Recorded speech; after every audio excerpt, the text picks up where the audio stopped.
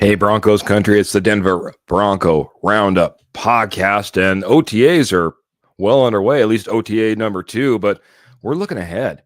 We're trying to figure out, those training camp battles, those ones that we're excited to see, those ones that we're excited to hear about.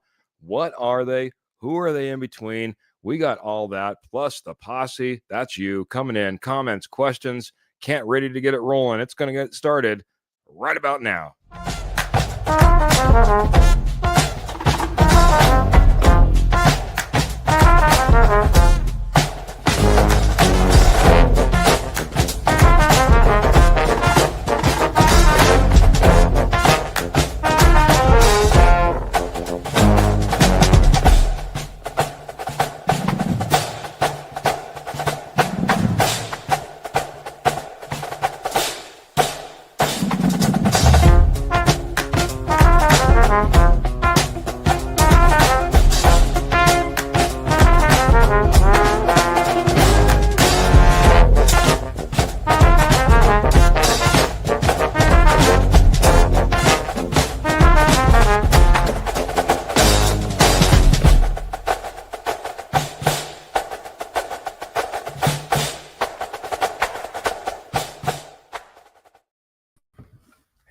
Hey, Broncos country. Welcome into the Denver Bronco Roundup podcast, man. I can't wait to get talking Broncos football. It seems like I'm not getting on here enough. Just seems like there's not enough podcasts. I don't know about you, but I'm excited to talk some Denver Broncos football. My name is Keith Brugman. I'm not alone. Got my trusty co-host on a Tuesday night, Mr. Kenny Kirkpatrick. Kenny, how you doing, sir? I'm doing well, Keith. Tuesday nights mean one thing, spending it with the posse and my good friend, Mr. Brugman, and the Denver Bronco Roundup. So giddy up, everybody. Let's go, posse. Let's bring it. Yeah, man.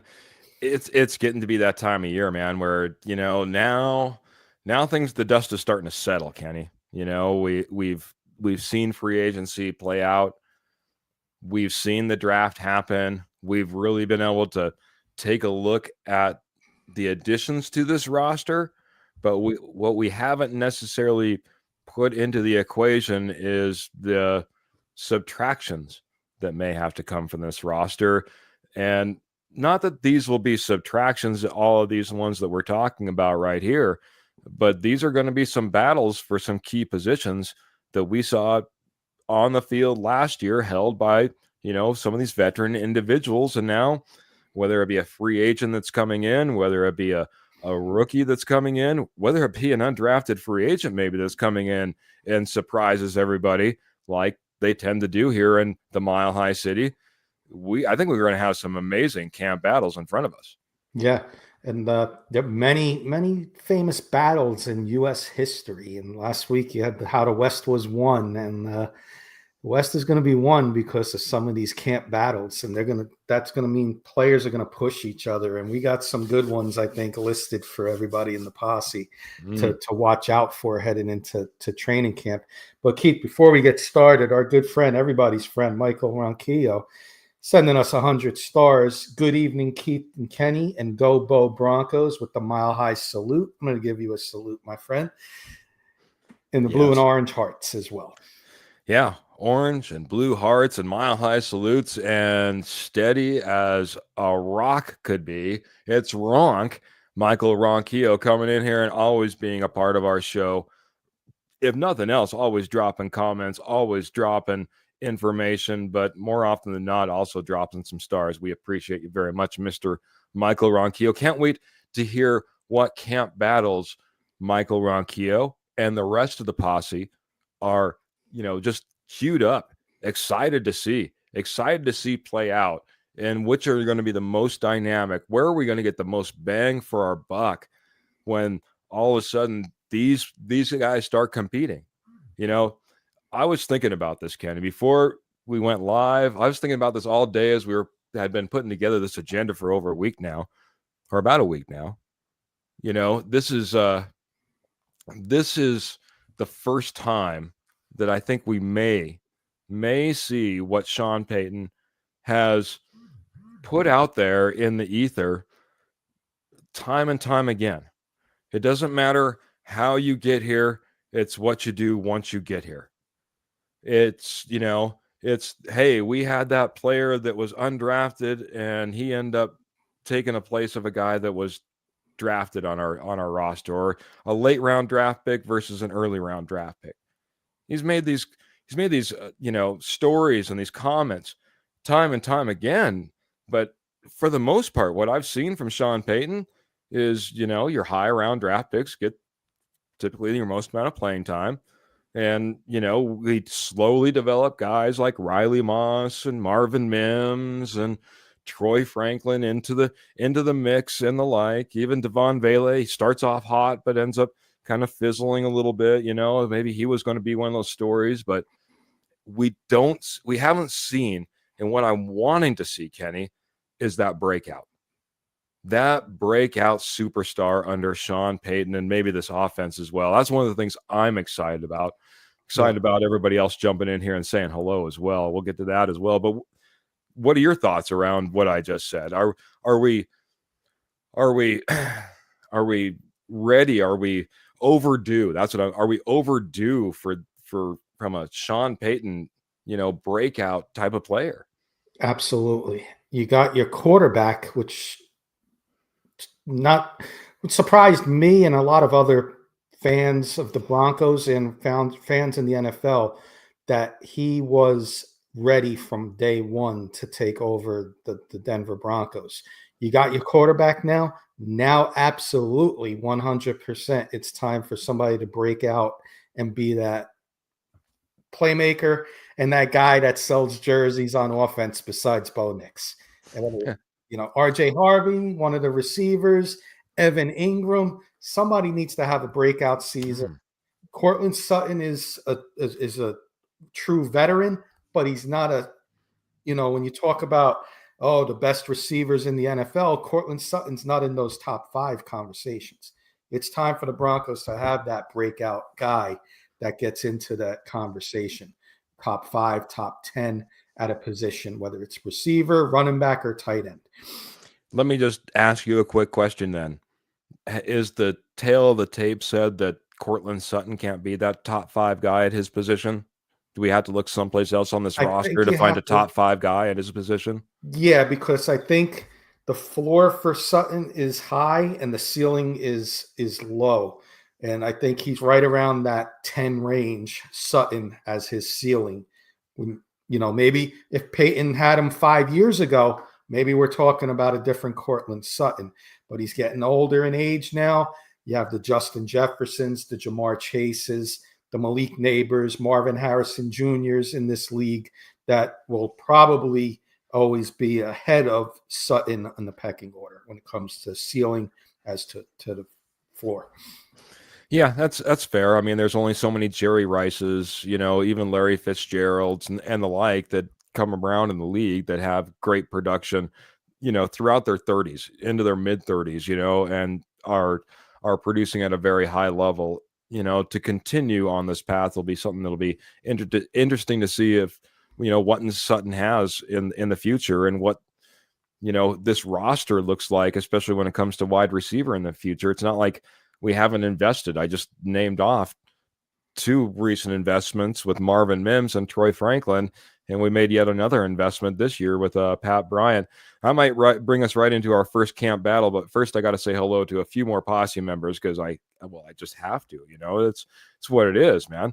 Mr. Roy Osborne coming in there and saying, "Hey there, Broncos and the posse." Not much to talk about. Got lots to talk about, Roy. I'd love to know who your biggest camp battle, the one that you're looking forward to the most, because there's so many. I mean, right now with some of the injection of talent, and sometimes in places where we already have talent, like in the cornerback position, that's going to make some interesting battles. Some places it's going to be an open competition. It's going to be a fun training camp, and OTA number 2 is happening, well, 3rd, 4th, 5th. So right in the mix of that, it's, a time where, hey, I'm knocking on wood right now, but Donald Parham Jr. End up tearing his ACL. So let's be happy that there's not a whole lot of news in that regard coming out of training camp.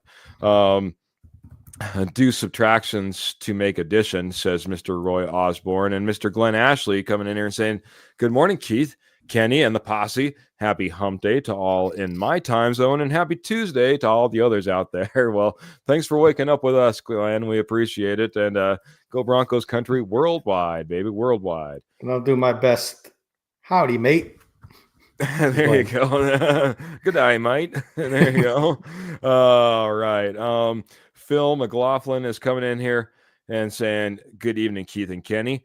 Who are the two players you hope,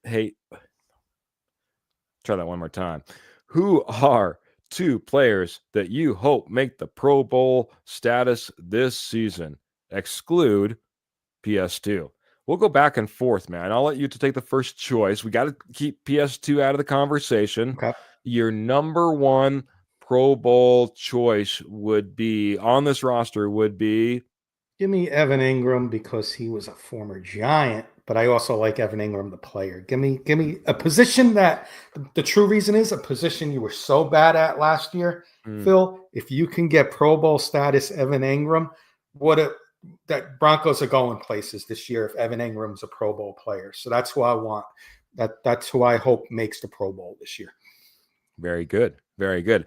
I'm going to go on the opposite side of the ball then. I'm going to choose a guy that we invested in via contract this offseason, and it's a place that I know our good friend and fellow horseman Trevor Salzman has a lot of questions.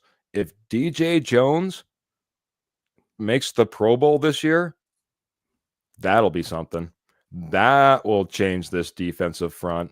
That completely changes the whole picture of what this defense looks like. I want to choose DJ Jones as the guy that makes the Pro Bowl for me. Phil, this is a fantastic question. Do you have one more for Phil? More. Okay. I'll give Phil one more. Kind of a cheat. I'm going to kind of cheat a little bit, Phil.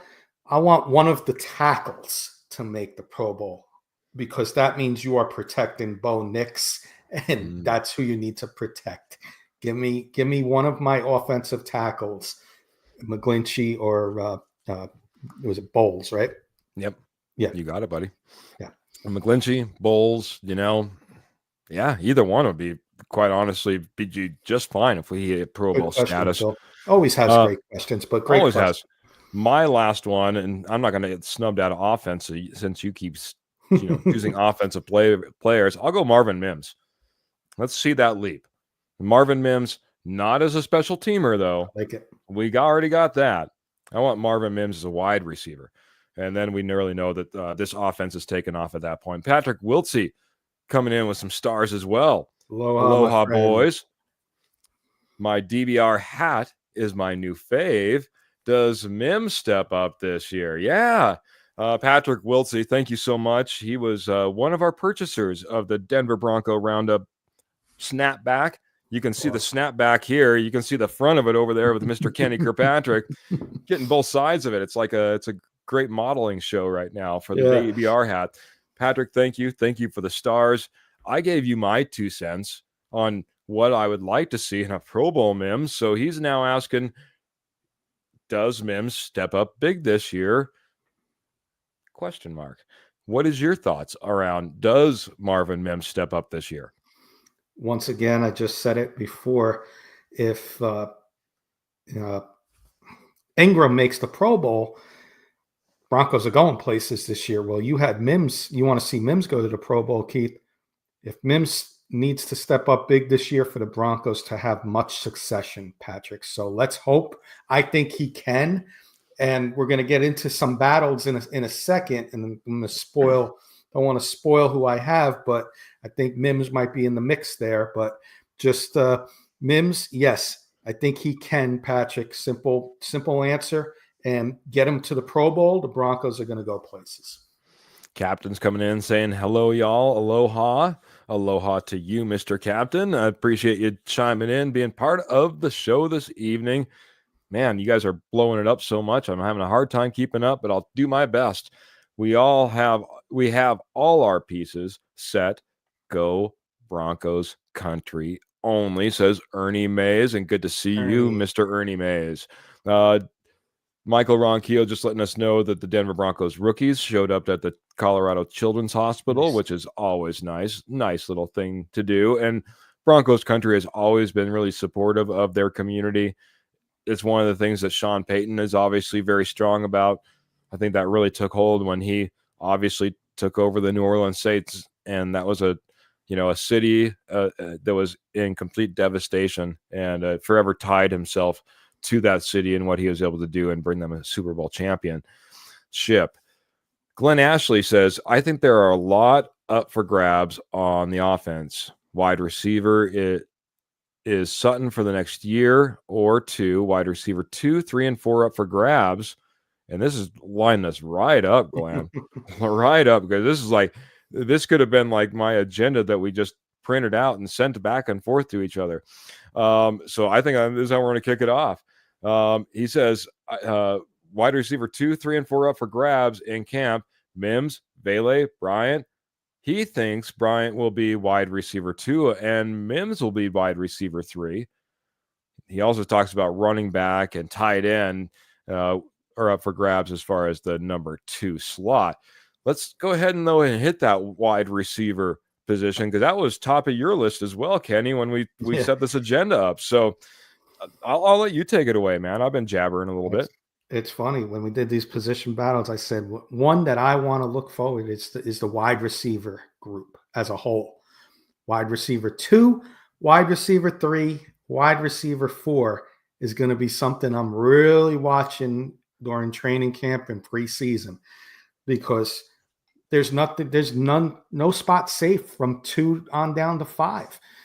So if you look at it, I want to see, like Glenn said, and I change my mind every week. Last week it was Mims I wanted as number 2.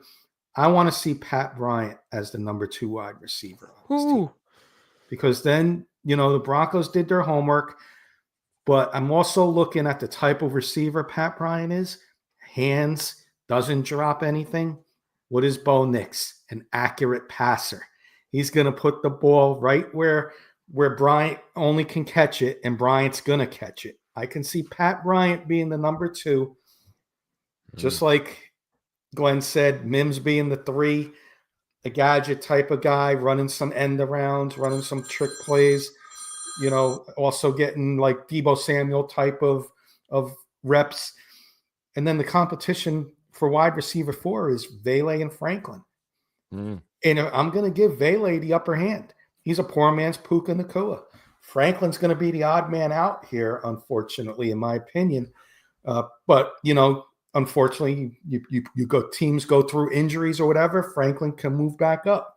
But I think that's the order I'm going to go with. But I can clearly see I can see Franklin being the number 2. So I'm going to be totally watching this battle all throughout training camp and preseason, and watching it closely and marking my, pluses and minuses for each guy in preseason, because the only one safe is Sutton, in my opinion. So we're going to see what happens. That's what I'm looking forward to in my number 1 battle, is all wide receivers 2 through 4.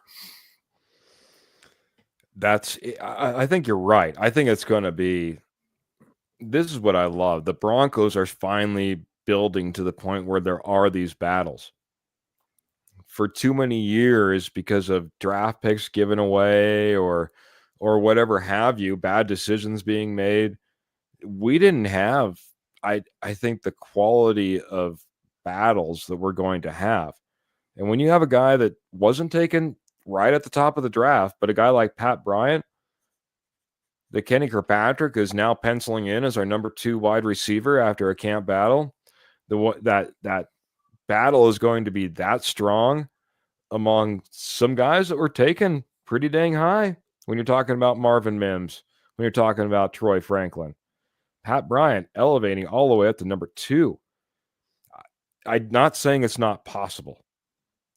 I just worry about Sean Payton and the way that he ends up developing players. Like I said, is this the year that we're going to see that rookie truly break out? This signifies exactly that, Kenny Kirkpatrick. This signifies that Pat Bryant is a breakout in training camp, leapfrogging the guys that were selected 1 year before him, 2 years before him, to make him the number 2 wide receiver. You think he has it in him? I do. I do because of Bo Nix. If it was a different style of quarterback, I would say I would give Vele the advantage. Hmm. But because of Pat Bryant's hands and Bo Nix's accuracy, I could see this. I could see Bryant having a breakout year, you know, and I'm not saying rookie of the year type of year, but I could see him being a clear number 2 and not looking back. Yeah. I could see it, Keith. I could, because of Bo Nix, because of the Because of, quarterback he is. you know, I'm going to give it one more. I'm going to give you one more reason that I think that you're right, or you could be right. I think what Pat Bryant brings is more than just the great hands, more than just the ability to come up with clutch game-winning touchdowns if necessary. It's no block, no rock. In an offense where I think we're going to be a lot more dynamic from the running back position, from the tight end position, those wide receivers blocking are going to be that much more important. No block, no rock, says Pat Bryant. That's something I think that he brings to the table better than almost any other wide receiver that you see down this line. That being said, I can't say that Marvin Mims needs to elevate himself to possibly Pro Bowl caliber and not put him as my number 2 wide receiver. It's going to be one heck of a battle all the way around. That being said, Mims needs to make this step. He needs to make this leap. But I think that being said, that Pat Bryant slides easily into that number 3 position. Easily into that number 3 position. In the way that Sean Payton likes to mix things up, and he said it from the very beginning. I didn't see it play out nearly as much at the beginning of the season. I think it played out a little bit better at the end, near the end of the season, or midway through the end of the season. That, hey, we don't want to go out there and have any guy locked into any position. Every wide receiver is able to go out there and play the 1, the 2, the 3, whatever it happens, the X, the Y, the Z, whatever you want to call it. I think that Marvin Mims has the ability in this offense now to start moving around and being in different positions. He has the ability to take over and maybe take that step up and be that number 2 behind Courtland Sutton. But then Pat Bryant right there. The big question is where am I going with that number 4? Right. Because that Franklin Vele, that's the one that just absolutely has me up for grabs. You'd want it to be Franklin because of the investment that you made, Kenny.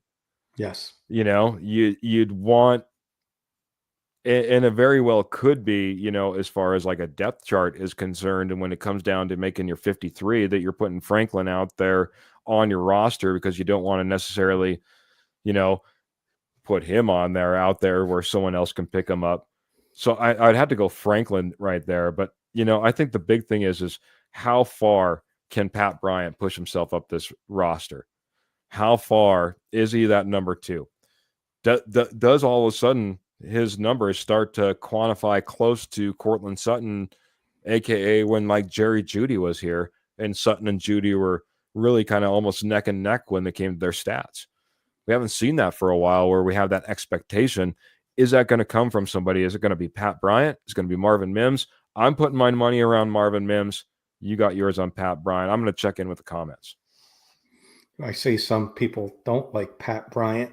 Not that they don't like Pat Bryant. Dan thinks he may be actually number 5 this year because Peyton doesn't like Peyton likes seniority, so he thinks Vele can be number 2. I just feel like I said a few times already, Pat Bryant fits Bo Nix. Bo Nix's type of receiver, a guy with hands. Bo Nix is an accurate thrower. You're going to throw the ball in the vicinity of Pat Bryant, he's going to make the catch. Troy Franklin had plenty of drops last year. Pat Bryant's not going to have those drops. That's just one guy. Mims is going to be more of the route run, end around runners, the Deebo Samuels, type of plays. And then you got Vele and Bryant fighting for that number 2 now. Vele could get it. Bryant may be number 4 if that's the case, because Mims will be 3. So, but I don't see Franklin's got a lot of stepping up to do. Lots of stepping up to do. That might have been not a good pick. Let's hope he can turn it around this year a little bit, but he did not have a great rookie year in my opinion. Yeah. You would like to see more. Franklin had 3 drops on the year. Him and Bo Nix had a hard time syncing up, especially early in the season.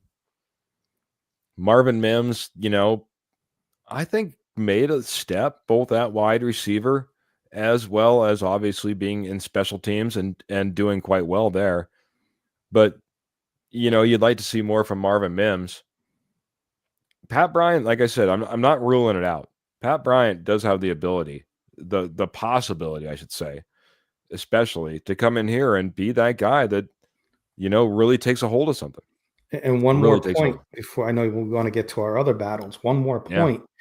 Yeah. I know some people are saying, well, Sean likes to go with the veterans.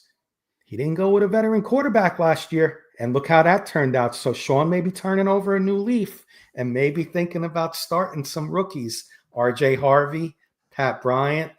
Some rookies might be getting some playing time now thanks to Bo Nix. So keep an eye out for that battle with the wide receivers. And Pat Bryant included in that mix. Yeah. This is one thing as we flash comments from all the posse up on the screen. It's a mixed bag. And that goes to show how big of a battle it's going to be. Some people are like, oh, I'm big on Vele. I think Vele is going to have a big year. And other people, I don't like Vele. Franklin, we're saying, hey, Franklin should step up. He might, I'm calling him out to be our number 4. Other people are saying he's going to be on the bubble. He might be out of here. I'm not sure about Franklin, including yourself, Kenny. There's a lot of love going on for Pat Bryant as well. But then, like Dan says, Pat Bryant will actually be the number 5, at least this year. It's, again, it is a little bit of, roster play sometimes. That's just the way that it is. You don't want to expose some guys that you still hope have a opportunity and a chance with your organization. And that you can get away with a few other things by, pushing guys up and down the roster. But there's sometimes the player and their performance demands that's not the typical route that you go. You change from the typical route.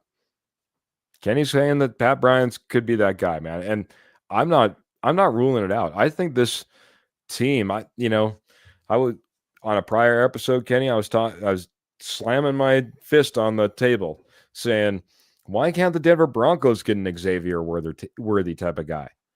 And my thought process was why can't we get that breakout type of player, that amazing type of player that, changes how defenses operate?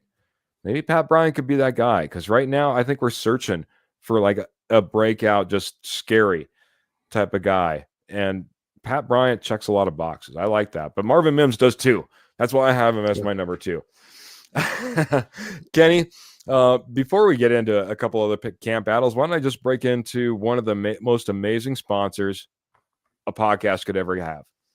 That is Morgan Trinkets. Morgan Trinkets has been your headquarters for Southwest Jewelry, Southwest Pottery, Estate Gold at wholesale prices for over 34 years. Once a nationwide company, now they're just in your backyard, northern Colorado, southern Wyoming, doing shows all summer long. Pearl, if you're out there, let me know what the next one's at, because it seems like every weekend it's a new one. If there's a gem, mineral, dog show, anything like that, you're going to find Morgan Trinkets there. But Keith, I don't live there or I'm not going to get out to the show, don't worry. You can head on over to Etsy and type in Morgan Trinkets Co. That's Morgan Trinkets Co. And bam, you're there. You're checking out everything that Pearl has to offer. All the Southwest Jewelry, the Southwest Pottery, the Estate Gold wholesale prices, as well as silver, sterling silver, 100% sterling silver. All orders over $50 are shipped absolutely free, and all major credit cards are accepted. Check out Morgan Trinkets Co. or just Morgan Trinkets, but you type in Morgan Trinkets Co. right there over on Etsy, and bam, you're there, you're shopping, and you're supporting our amazing sponsor who supports this show, and we're doing it all for you. So, hey, let's just make it a big full circle. We appreciate it, everybody. Check out Morgan Trinkets if that's your gig. We appreciate it. Kenny, I know that you were talking about possibly going to maybe a tight end battle next. And I think that's going to be a pretty good one, too. I'm going to see if I can find the comment that you were alluding to as well. The very first comment, I got it, Keith, if you'd like me to read it. Feel free. Go ahead. Comment and question from Paul to start the show off that we held off on, and apologize, Paul, but it's a great question and it's part of our battle. The tight end battle just got more interesting. Do you guys think rookie tight end Prescorn can make the 53-man roster, beating out Kroll and Lohner? Caden Prescorn, Keith, for those who don't know, was signed by the Broncos today. I think it was today or recently. Caden Prescorn, Ole Miss tight end. He was projected to go in the 7th round, according to some of the magazines that we follow. Went undrafted. They bring him in now, and he wants to know if he makes the 53-man roster, and does he beat out Kroll and Lohner? So now we got to add him into our camp battle, because I know he's on top of your camp battle, tight ends. Oh, boy. Yeah, because this tight end room, let's face it, there was a lot of media, I don't know, I don't want to say slurs or anything like that, just bad mouthing of the Denver Broncos last year.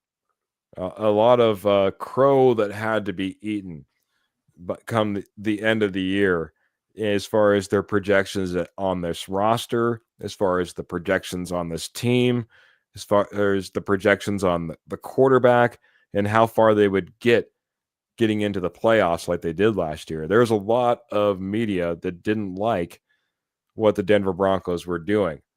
They were also very harsh on this tight end room. And as much as we said, hey, you're eating crow on what you said about our team last year, I don't think anybody was really saying, and you're going to eat crow about our tight end room too, because we need some help here, man. Last year, it was about this time, it was all about Lucas Kroll and what he was doing in training camp, and turning heads in the whole 9 yards. But that seemed to fade pretty quickly. And to the point that obviously we invested pretty heavily in one Evan Ingram. But beyond Evan Ingram, it starts to end up being some question marks. So, yeah, do you think that the Prescorn could make the 53? Could he beat out both Lohner and Kroll? It's a great question. I think right now he'd be battling probably more with Lohner than Kroll, just because of where they're coming in and their age and the whole 9 yards. I would have to give it to Lohner, just because I think that really the upside that Sean Payton sees in Lohner, he loves the little bit of projects. I would have to give a leg up to Lohner. It's whether then it's down to Kroll and Kreisborn, and I would just have to give it to Kroll. I don't know enough about Kreisborn, and that's just because I haven't researched him enough. So, Kenny, what are your thoughts on this one from Paul? Great question, Paul. And I truly think it's a move to push Lohner, that you're not safe. Prescorn comes in 6'6", Lohner's 6'7". Prescorn comes in with a blocking mentality. That's what they want from Lohner. Lohner's not safe, but I think that, I think Lohner's got the upper hand because he was drafted.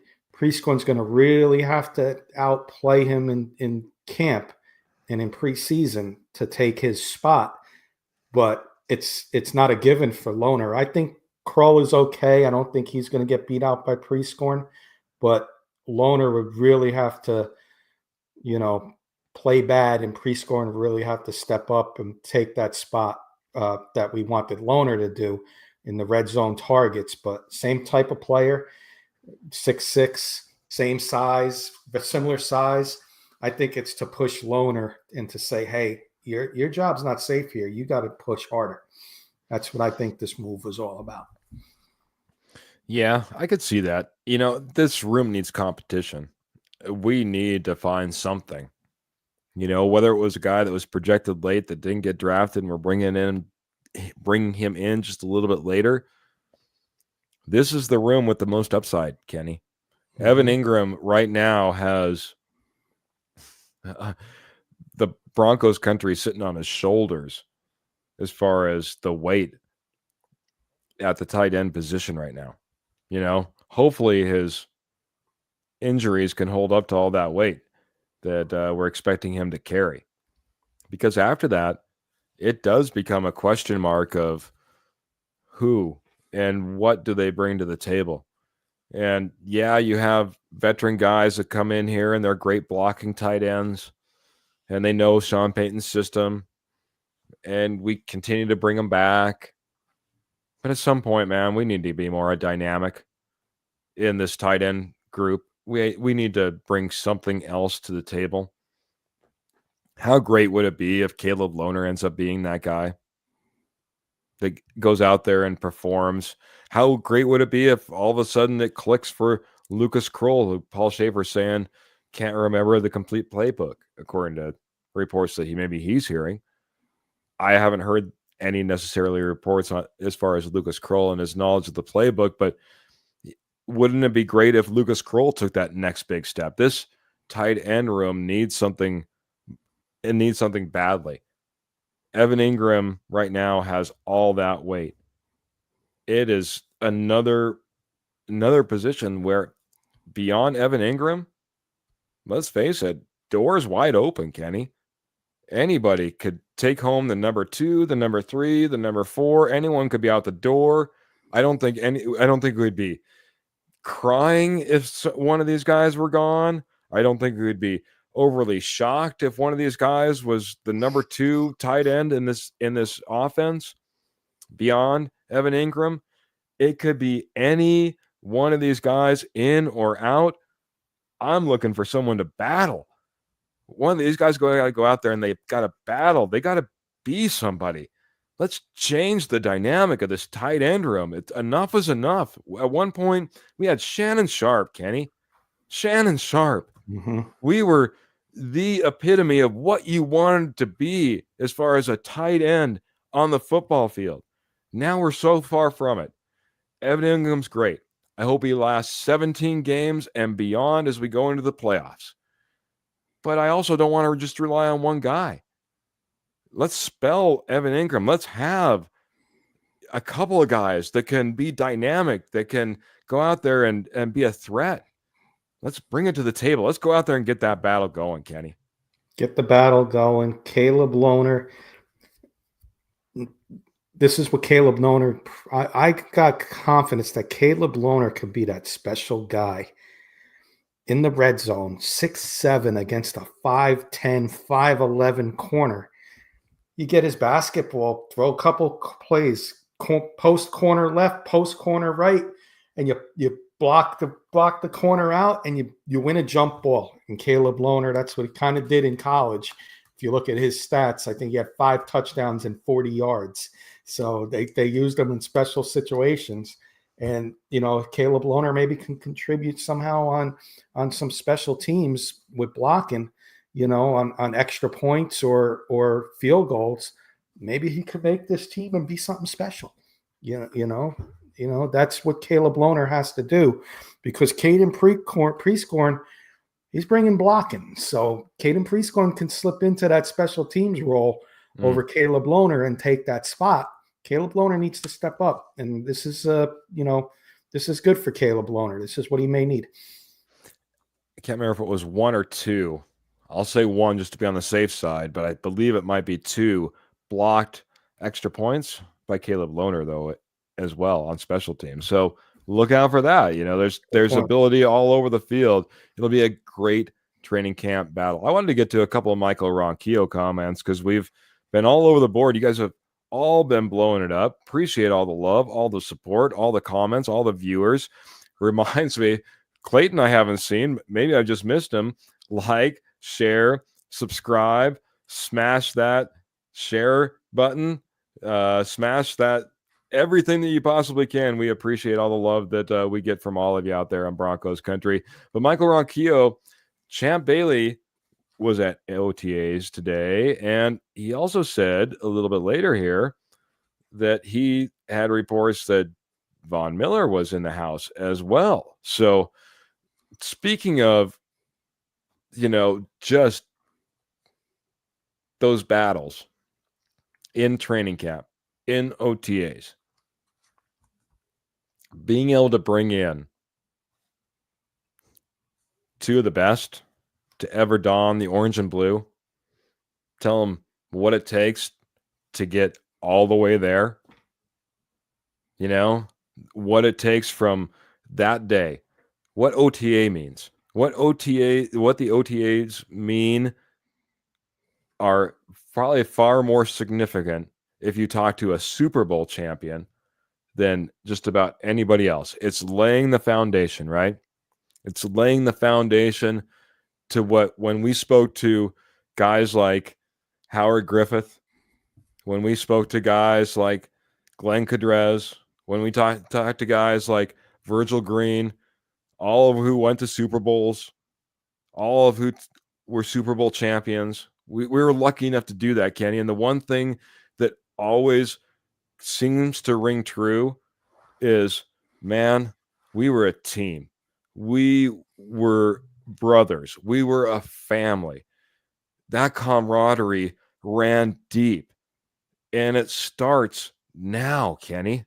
It starts now. And for have the guys, champions like Von Miller, Champ Bailey, in there talking to those guys right now, man, I hope it's a propellant to what this team will do this season. That's all I got to say, man. Appreciate Ronk for dropping that little bit of knowledge there, buddy. Thanks. Always knowledgeable, Mr. Michael Ronquillo. Great job, Michael.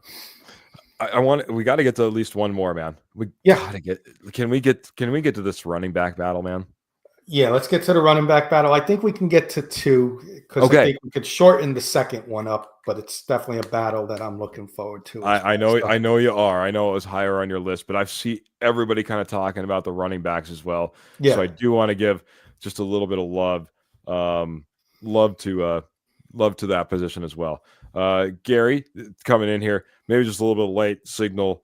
Our signed Caden Prieskorn, tight end. We were talking about that a little bit earlier, but welcome to the show. We're going to talk about the running backs, Kenny. This is another one, man, where, some of these other positions, we talked about Cortland Sutton. He's our number one wide receiver, marked out, right? Tight end number one, Evan Ingram. We've got him in marker, right there. Running back one. Whew. This is another one like that wide receiver 2 battle that we were talking about, where we might be all over the board. Kenny, I want to get your thoughts on RB1, RB2, RB3. Yes, and Phil sent some stars, Keith. That's probably on your end. So if you want to catch up on that, I certainly will. For me, Keith, running back 1, I'm sorry, people may disagree with me. It's got to be RJ Harvey. I know a lot of people don't have him on the depth chart as your number 1 running back, but all I heard in the offseason leading up to the draft was how deep this running back draft class was. Starting at the top with Ashton Janty. He's going to be the starter in Las Vegas. Trevion Henderson. He's probably going to be the starter in New England. Amarion Hampton. He's going to be the starter, probably splitting time with Najee Harris. Why can't RJ Harvey be the number 1? You drafted him in the 2nd round, very high, higher than I thought he would go. Why can't he be the number 1 running back with his explosiveness? He's got to be my number one guy.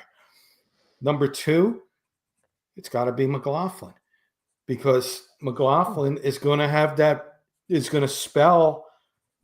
McLaughlin's the guy I want to spell RJ Harvey, the same similar speed type of back, and then bring Audric Estime in for those short yardage plays. But don't count out the Broncos signing either J.K. Dobbins or Nick Chubb yet to bring in a veteran presence on this Broncos running back room. But those right now, those are my three, with the other Blake Watson and Tyler Bidet and those guys on the outside looking in. But Harvey, McLaughlin, Estime. Woo. Well, then I'm going to throw Phil's $100 question right at you then, because it lines right up kind of what you're talking about, man. If you're putting RJ Harvey number one, would he make the short list for this list? Which rookie would you pick as a possible rookie of the year on our team? 100% RJ Harvey. I had this conversation with my great friend Kurt Valenti a couple of weeks ago, Phil. We were looking at rookie of the year odds, and I think he's 25-1 to win rookie of the year. And that is equal, I think, to like Jackson Dart and some of the other quarterbacks. So I would take a shot with RJ Harvey, especially if he becomes the number one running back in Denver. And I think eventually he will this year if it's not at the beginning, but I want him week one. And that's a running back battle I'm looking for him to take over in preseason. And that's given all the respect he possibly can to Jahdae Barron? Was that? I said that's given all the possible respect you could to Jahdae Barron, Yes. who was taken in the first round, obviously. Yep. Real quick, I just saw Kurt commented about RJ Harvey. Not only our number one running back, he's either going to be rookie of the year or second behind Janty. So I didn't see that comment when I was talking to Kurt a couple weeks ago about it. But yeah, we call it pizza money, $5 to $10 for those who have gamble responsibly, but those who have gambling in their states, $5 or $10 on RJ Harvey to win rookie of the year. Do the math. I have to do some math there. I'll do that later, because I never know my strongest suit. No, Kenny, I think you're right in the running back, but I don't think it's going to be that easy. I think it's going to be like we have RB1, A, and B to start off the year. But I think it's going to be not that long, and RJ Harvey is going to demand, just from what his production is on the field, that he's just going to end up getting most of the touches. It's going to end up being a default RJ Harvey. And if I had to answer Phil's question as well, yeah, I would probably have to put RJ Harvey. It's got to be more of a skill position guy, right? That's what they look at. It's going to be tough for someone like, Jahdae Barron to make that mark. Now, I will say it was running through my mind, because this guy is a ball hawk. If he's playing in zone, watch out. He's going to be able to get to that ball, make a play on that ball. If he starts ripping down some interceptions opposite PS2, he could make a run for that rookie of the year as well. But if I had to put my pizza money on one, I'd have to say RJ Harvey as well. Like I said, I think it's going to be more of a battle. So I think Estime ends up being in that number 2 spot, and that defaults to McLaughlin then being the number 3. I think you have the top 3 guys right, Kenny. This will be fantastic, though. I think that we're going to, like I said, if what I say plays out to be true, it's fantastic, because I think we're going to have a dynamic running back. If what you played out to be true, you're even higher on him. I think we have a running back that is going to be turning heads across the NFL, left, right, and otherwise. That's something that this offense could use. And it kind of goes into what I was thinking about, again, when we started off the top of the broadcast here, about what we expected from the wide receivers. That Pat Bryant and him being able to block Evan Ingram is going to be a bigger piece. The running back is going to be a bigger piece. The ability to block downfield is going to be a bigger piece. It's going to be an awesome offense, I think, here coming up in the next year. You wanted to get to one more position. We have time for it, Kenny. Yeah, we'll do defense real quick. We can go. We talked about Barron, being possible rookie of the year. So Jaquan McMillan would be a battle to kind of watch out for, but I'm going to skip that one since we're going to have Barron in conversations for rookie of the year. That means he shouldn't have no problems winning the starting job. So let's go to linebackers. Okay. And two guys that are fighting for the number 3, number 4 spot, like I guess would be Stranad and Sanders. Like which one of these guys steps up more in training camp is what I'm going to watch. And I want to see Drew Sanders get this job because that was a guy that was drafted pretty high with some lot of upside and then had some injuries. And this might be a year that watch out for Drew Sanders sneaking back into the mix here. Alex Singleton coming off an injury. Watch out for Drew Sanders. But Justin Stranad as well, trying to make a point. Hey, they re-signed me. It's my spot. So Stranad versus Sanders would be my defensive one to watch out for. I think this is just overall just going to be a kind of a great battle. You have Dre Greenlaw coming in. A lot of expectations there on who he is. Even more recent reports I've seen in the last couple of days about how disappointed and how the 49ers are now looking back and wish they had pursued heavier towards Dre Greenlaw. You have Alex Singleton coming back. This has been a guy that's been our leading tackler. This is the guy that was the sideline to sideline guy that we didn't have prior to Alex Singleton arriving. This is the guy that had all the speed and was able to run down those guys and pull them down and being a leading tackler on this team. But I think you're right, man. When it comes to that number 3 spot, I think the reason I went through Dre Greenlaw and Alex Singleton is because let's face it, both these guys are coming off of injury. Those are your number 1 and your number 2 guys that you're expecting to be out there. But if one of those guys goes down, who do you want out there in their place? Because we know Dre Greenlaw is that sideline to sideline guy. We know that. Alex Singleton, if he's back and he's healthy, you got another guy that can rove all over the place. If that's your 1 and that's your 2 and your number 3 needs to back up this guy, let's face it, last year we weren't necessarily happy with what Justin Stranad was able to do at times. If I had to name that number 3, I'd also say Drew Sanders. But I'll tell you what, big uphill battle. Once again, another learning curve as he gets put into this position and is expected to now float back to his original position. But now it's kind of, again, his first time with the Broncos in this spot again under this regime, trying to play that middle linebacker position. Justin Stranad was out there getting those reps last year. I think this is one of those battles that it's going to be really, really key. And it could be key if we have any knock on wood injuries from the top 2 guys as well, Kenny. Yeah, absolutely. And Keith, I just want to say one more thing about not linebackers, but Michael sending us 100 stars. It's a good, I don't know, it's a good question to ask you, Keith. He's throwing a comment in, but I'll turn it into a question. Cornerbacks, PS2 was ranked number 2 behind Sauce Gardner in the cornerbacks 2025 ratings. Trent McDuffie 3 and Derek Stingley 4, Keith. Again, for me, Keith, I'll do this real quick. For me, Michael, I grab paper and I scribble some stuff on there and I put this down. It goes on my bulletin board for PS2. You were ranked number 2 behind Sauce Gardner last year, PS2. Some people don't think you're that good. Fire him up. It's bulletin board material. And that's how I look at it as a former player and coach. When you get stuff like this in the newspapers, in the media, websites, it fires you up, Michael. Fires you up, Posse. fires you up, Keith, this is going to fire PS2 to be even better this year. Maybe.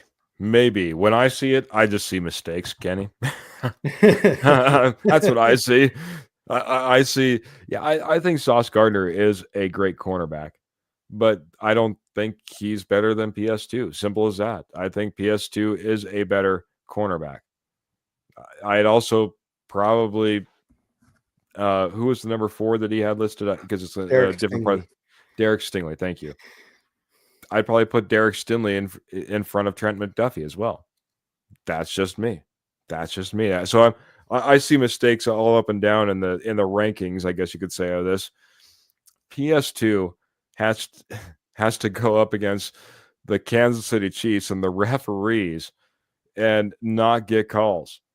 Yeah. I think that the type of ball that Sauce Gardner plays, if he was a Denver Bronco, we would see flags all over the place. He's a very handsy receiver. And if you watch PS2, man, is he clean. He does not get tangled up. Even the few penalties that he gets, it's why I'm always questioning whether they're actually penalties. Right. Give me PS2 all day long, man. Oh. And that's just my 2 cents. And my 2 cents from an outside perspective as a Giants fan, give me PS2 over Sauce Gardner. Look what PS2 did to Jamar Chase last year. That's enough. That's all I need to see. Look who was the defensive player of the year. That's all I need to see. Yeah, exactly, Kenny. Kenny, OTAs right now. Got a few days of OTAs. We're not going to go, but the Denver Broncos are going to go silent then for a little while until we hit training camp. We want to get through these next few days healthy, happy, raring to go, take our time off, be good boys when we're out there in the world for about a month, come back and ready to start training camp. I can't wait for it, Kenny, because these camp battles, not just the ones we listed, but the ones up and down this roster, it's going to be intense this year. Yeah. Intense. And it's what breeds champions, and I can't wait. Absolutely. Keith, I know we're close to the time, and I know we don't have time for a full hurry up segment, but can I give you and the posse one question tonight for the hurry up? Well, maybe only after.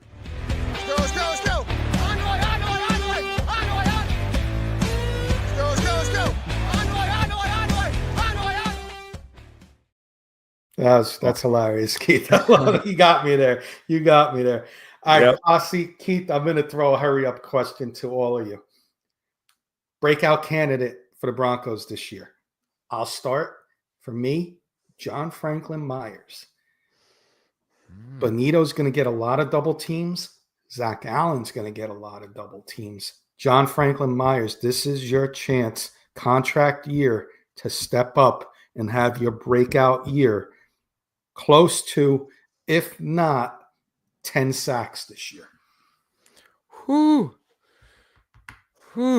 I would say 8 to 10 sacks this year. My breakout candidate, John Franklin Myers. Yeah, you're springing this one on me. All right, Posse, please throw your answers out there. Yeah, I'd love to hear some ideas on this one. Breakout candidate, because this makes me think, you can't pick a rookie as a breakout candidate, really. I feel like it needs to be somebody that's been on this roster that you're expecting, that next step. I've already went Marvin Mims as my, maybe needs to take that step and be that Pro Bowler. I won't go there. I'm going to go someplace different. But where am I going to go? For me, let's go Audric Estime. Wow. Breakout candidate. To Jody or Keith? Is Jody wearing a Keith mask? I'm just thinking, it's like literally. I mean, there's, Zach Allen is doing great, and our offensive line is one of the best, and the defense is ranked top 5, and so where are your opportunities here? I said I want to take Marvin Mims out of that mix. Could go Troy Franklin or something like that. Wanted to keep the rookies out. It just starts checking some boxes. And if I'm going to go with a skill player, I'm going to go Audric Estime. Man, it's time. And coach has been talking about it, man. Coach has been talking about it. So Nice. We did get a couple people answer. Pearl did go with a rookie. She went Brian. I wrote everybody's down. I don't think I missed anybody. Yeah. Paul went. Phil went with Cooper, Jonathan Cooper. That's a good choice. I like that. It is a good one. Glenn going Mims, and that's a good one too, because if Mims does become the wide receiver too, he could very easily have a breakout year. And you went with Estime. And I went with Estime. And Glenn went with us. Glenn saying Estime for RB2. And I'm getting some love, man. And Dan's Paul and got Glenn. two. Yeah. Dan's going Tyler Bidet and wide receiver Vele. Bidet Vele.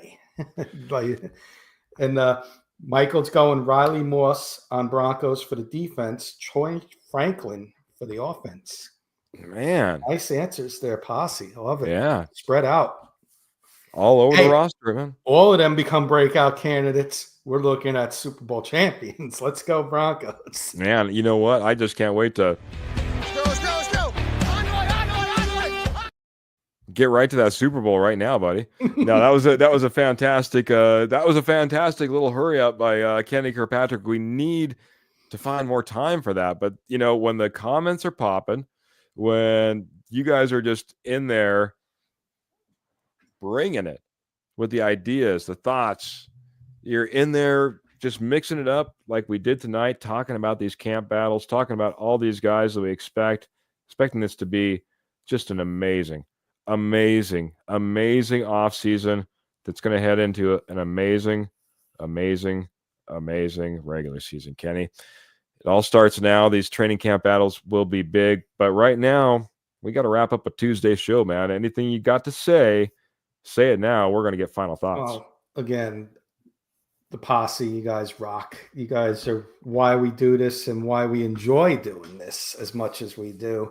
And I just came up with that question an hour ago, and it was fun to do, even if it only lasted 5 minutes. It was a lot of fun to talk about, to see everybody's opinion on who could be breakout candidates. So another awesome Tuesday night. Keith and Trevor will see you guys Friday night. I'll be back next Tuesday, and go Broncos country. See you next Tuesday. Yeah, like Ernie May says, 72 hours till Keith's next podcast. Can't wait. Go Broncos country only. Man, I tell you what, no matter what's going on in our world, no matter what's going on in your world out there, everyone that's listening, sharing, subscribing out there on Spotify, iTunes, YouTube, Facebook, you name it, however you get the Denver Bronco Roundup podcast. When I come in here and I get to have this interaction, everything else just goes away. I'm just in love with my team. I'm in love with the posse and all the comments that are coming in. Love talking great football with my good friend Kenny Kirkpatrick, and that's what this is all about, man. Fantastic night of football.